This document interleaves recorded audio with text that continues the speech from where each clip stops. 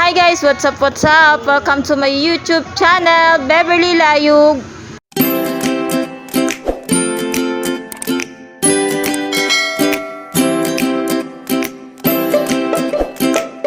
So for today's video guys is New Year na naman guys. Ang bilis ng panahon. Happy New Year to all. So ayun na nga guys, as usual, pag may handaan, hindi mawawala ang spaghetti ni Mahal. Mawala na lahat ng handa, wag lang ang spaghetti. So ayan, niluto ko na guys, sabay-sabay na yan. So yan naman guys, yung ginagawa ko na yan guys ay ihawan. Binalutan ko ng foil. Sana maging okay yung ihawan na yan guys. Bahala na. So yan, ganyan lang siya guys. Ipapatong lang sa kalan. So unahin kong lutuin guys yung tilapia na dalawa. Ulam sana namin yan kaninang tanghali pero hindi ko niluto kasi ang lalaki niya guys. Ang sarap iihaw. So ayan, binalot ko na lang ng foil para hindi masyadong makalat. Yan, good luck na lang sa ihawan ko. So ayan, hininaan ko lang yung apoy guys kasi that time maliligo na ako. Sobrang pagod talaga ako ng time na yan guys. Ang dami kong ginawa. At tinakpan ko rin guys para yung taas maluluto rin pag uminit na yung takip. Wala kasi akong ihawan guys na talagang may uling. Kaya yan na lang yung pinagtiyagaan kong ihawan. So dahil nagmamaoy na yung bata batuta, kinarga ko na muna guys. Ayan, hindi na muna ako naligo. Kinarga ko muna saglit. Grabing pagod ko niyan yung New Year na yan guys. Grabe. Tapos iiyakan ka pa ng bata batuta. Ayan. Good luck na lang. So ayan guys, sa wakas naluto din naman yung inihaw na isda ko guys. So ito na yung susunod ko, yung baboy na minarinate ko guys ng maaga pa. Yan, good luck na lang talaga kung maluluto. So ang sasarap pa naman yan guys. Ewan ko ba ba't naisipan kong ihaw yung ihanda namin sa New Year. Paano ba naman guys, bago mag New Year nag-ihaw-ihaw ako dyan. Maganda naman yung kinalabasan kaya sabi ko mag-ihaw na lang ako sa New Year. Nung una kasi konti lang naman yung inihaw-ihaw ko, madali lang siyang natapos. Ewan ko ngayon na marami akong iihawin. Let's see kung hanggang kailan, kung hanggang saan yung tibay ng ihawan ko.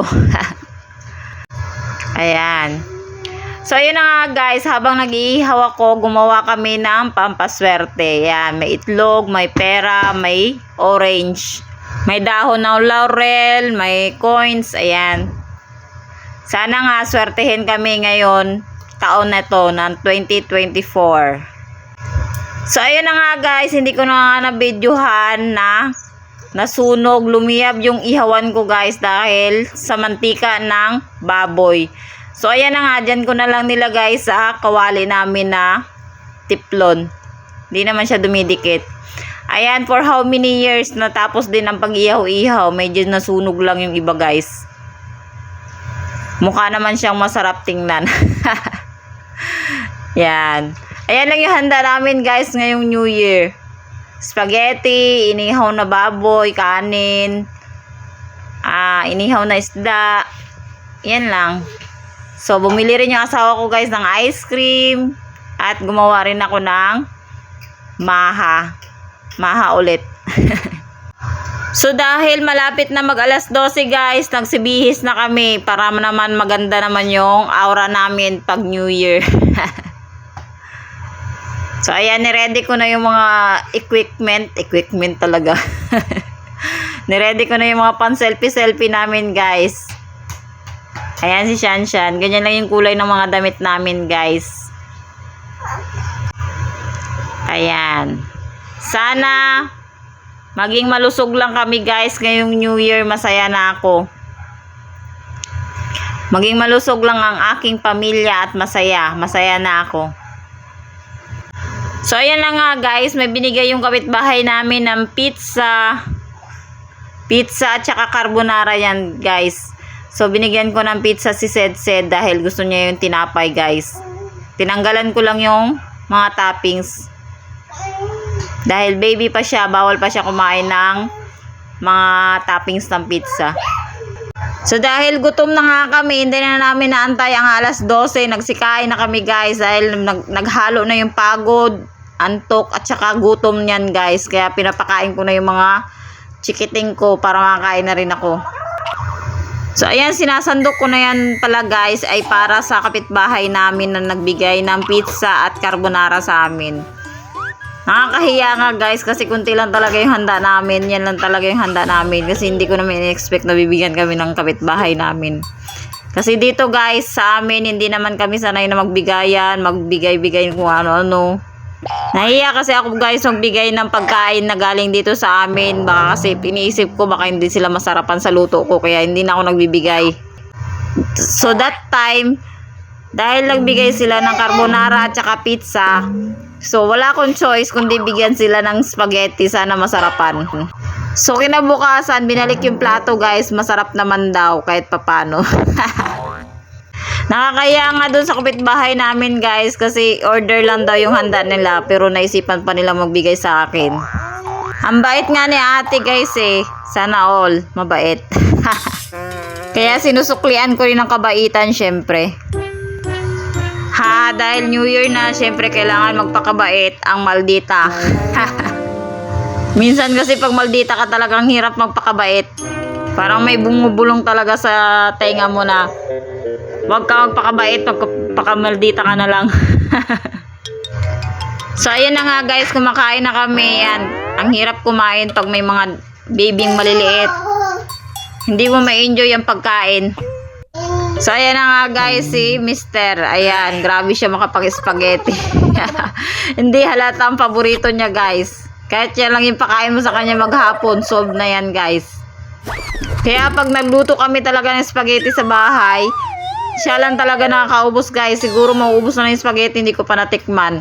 Para lang talaga sa kanya yung spaghetti guys. Ang hirap talaga magpakain ng mga baby na ayaw kumain. Nakaka-stress. So guys, kain tayo guys. Pasensya na kayo, hindi ko kayo kaagad na yaya. So dahil kumakain kami, so mag sound trip muna tayo. I know you told your friend you're not okay. And tell me what's wrong and why you never said you felt that way. And guess you're trying to stay strong and fake a smile until I look away. But I've known you too long. Watch your blue eyes fade to gray as you fade away. As you fade away.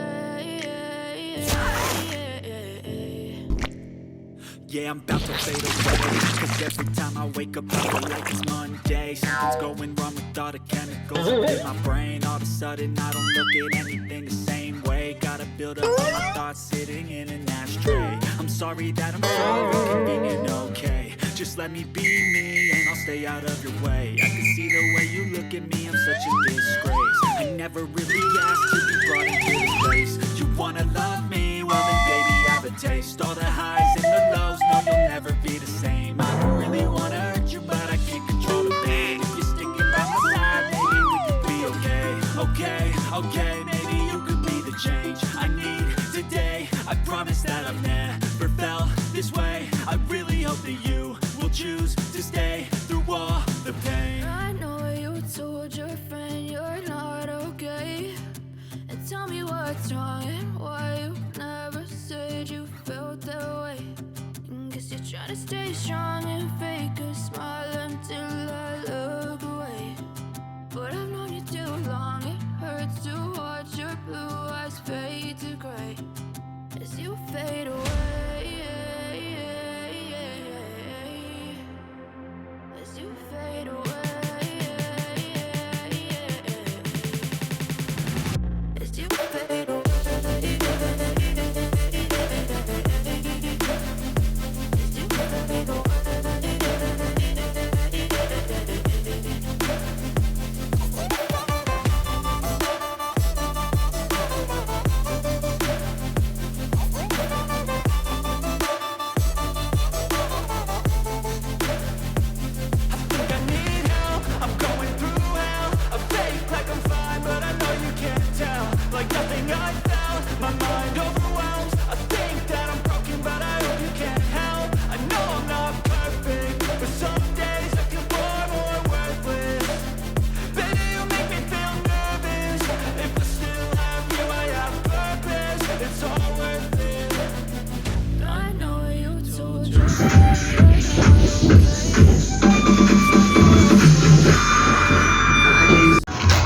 So, ayan na nga guys, alas 12 na ng gabi. It's 2024 na. Ayan, nagtututot na si Sanchan. Anong tutut? Turotot pala guys. So, ayan na nga guys, dahil New Year na, patalon-talonin natin yung mga batang maliliit para tumangkad soon. Ayan, kung nakita nyo, tumalon-talon din si Papa dahil kailangan niya pang tumangkad. Si Sanya din pinapatalon-talon ko. Ayun, kinarga naman ni Papa. Hindi naman niya pinatalon. Si Sed kailangan patalon-talonin kasi baby pa. Kailangan ng pampaunat. Sana tumangkad si Sed ngayong New Year. Yay! Happy New Year guys! So ayan, lalabas na kami guys dahil nagpuputukan na. Ayan, ang ganda ng fireworks. Yay! Sanya, nag-i-enjoy na manood ng fireworks. At si Shansha na naman nag-iihip ng turotot niyang mahina ang ihip. Mahina ang tunog.